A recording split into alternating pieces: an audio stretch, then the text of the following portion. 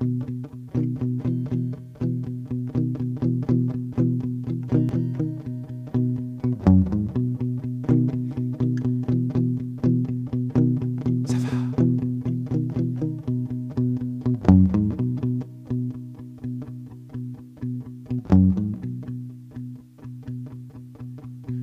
dernier verre au bar, délice en cri et gare, le fil de tes primes années.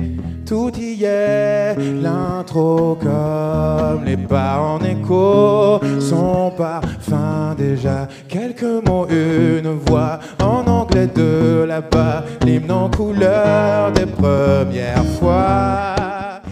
Bah, j'ai fait du violon 1 an gamin, mais ça voilà, ça n'a pas duré. Et puis je me suis cassé la jambe à 16 ans, avant mon anniversaire. J'hésitais entre un appareil photo et une guitare. Et quand t'es convalescent avec un plâtre, une guitare c'est quand même un meilleur compagnon. Un goût de rien, si fort pourtant. Je pense, ouais, de sentiments et de sensations, oui.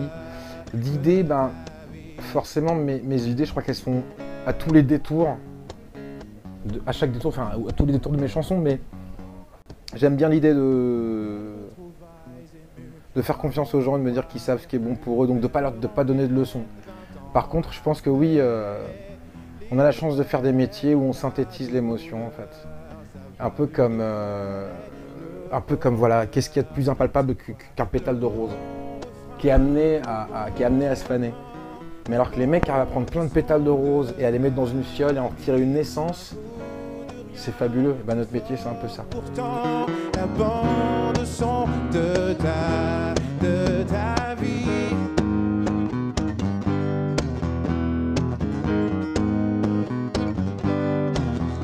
Le meilleur, le pire, en deux couplets. Que de souvenirs à ton chevet.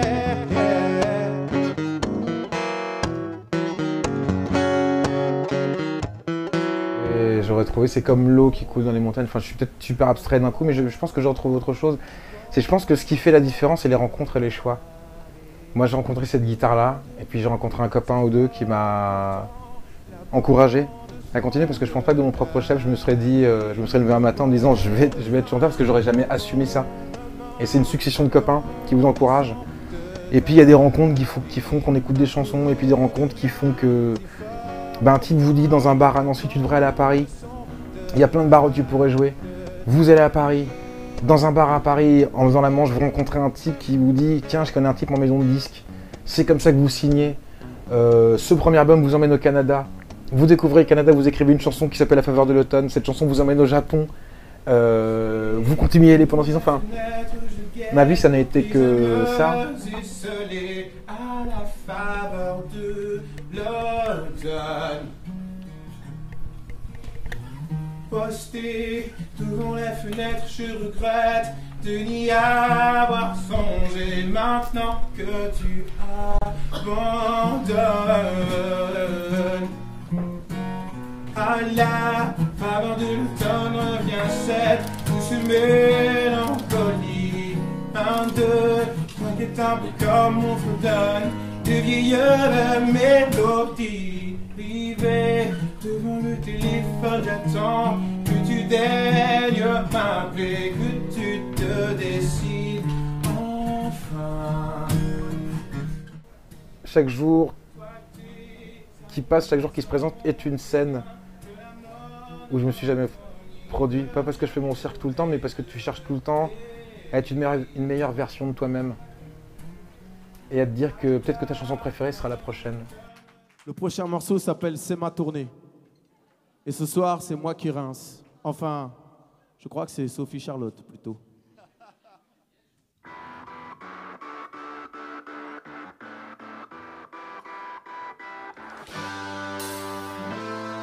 Ah. This is Heavyweight champion de la good vibe.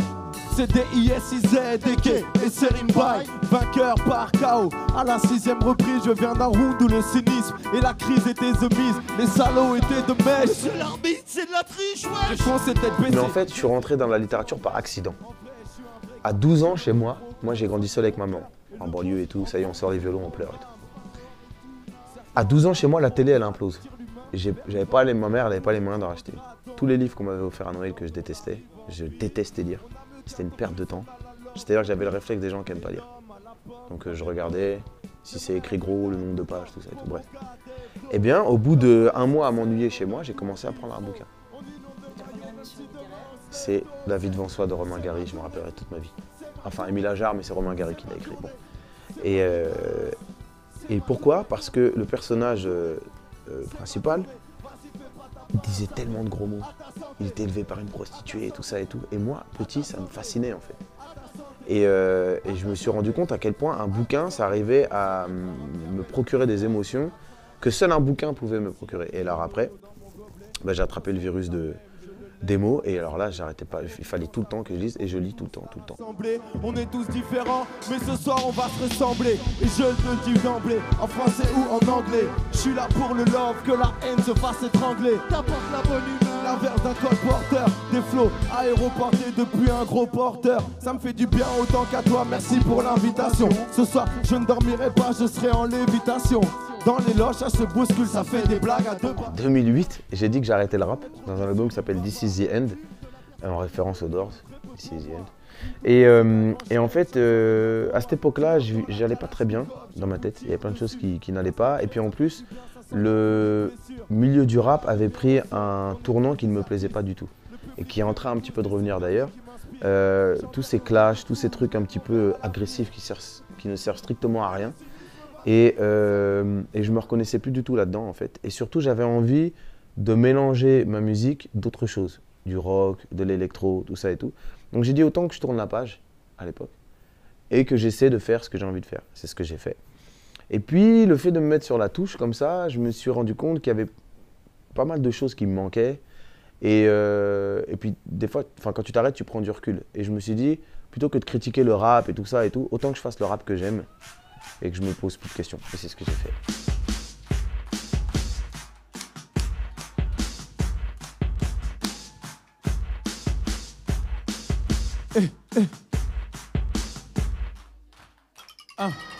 Je fais pas de choix, je fais du bruit.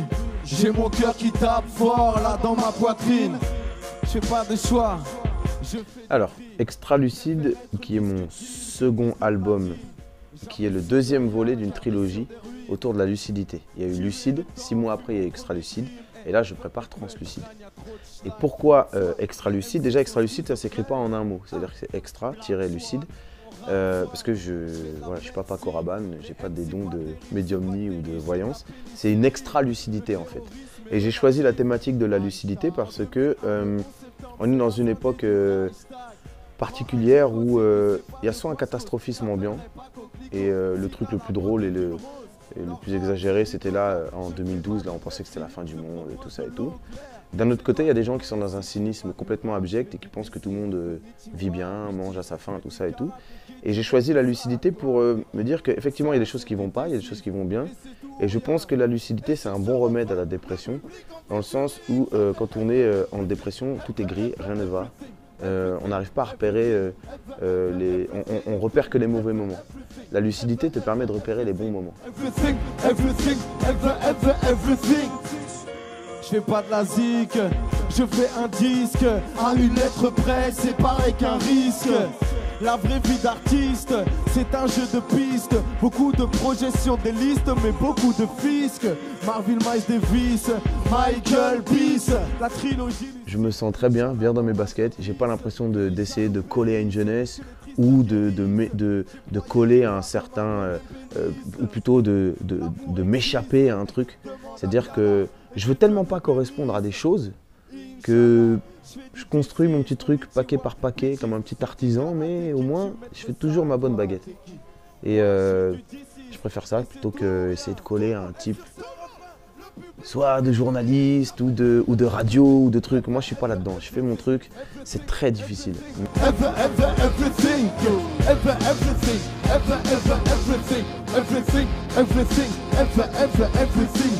On gagne la coupe des vies, je veux le gobelet des vertus. Je me drogue au love, plus besoin de verdure. Grandi enfermé, donc je... Moi j'ai des projets à court et moyen terme, mais jamais à long terme. Parce que de toute façon, même quand tu te projettes, ça peut ne pas marcher. Hein. De toute façon, être artiste, c'est... Tu sais pas. Hein. Des fois, tu fais un truc, tu comprends pas pourquoi ça marche, alors que tu as mis le même cœur et le même engagement dans l'autre, et puis ça marchait pas. C'est comme ça. Donc, mais non, je vis pas non plus au jour le jour. C'est-à-dire que j'ai quand même, vu que je suis père de famille, j'ai quand même un côté stable. Et je suis obligé de... C'est normal. Everything, everything, ever, ever, everything. Ever, everything, ever, ever, everything. Everything, everything, ever, ever, everything.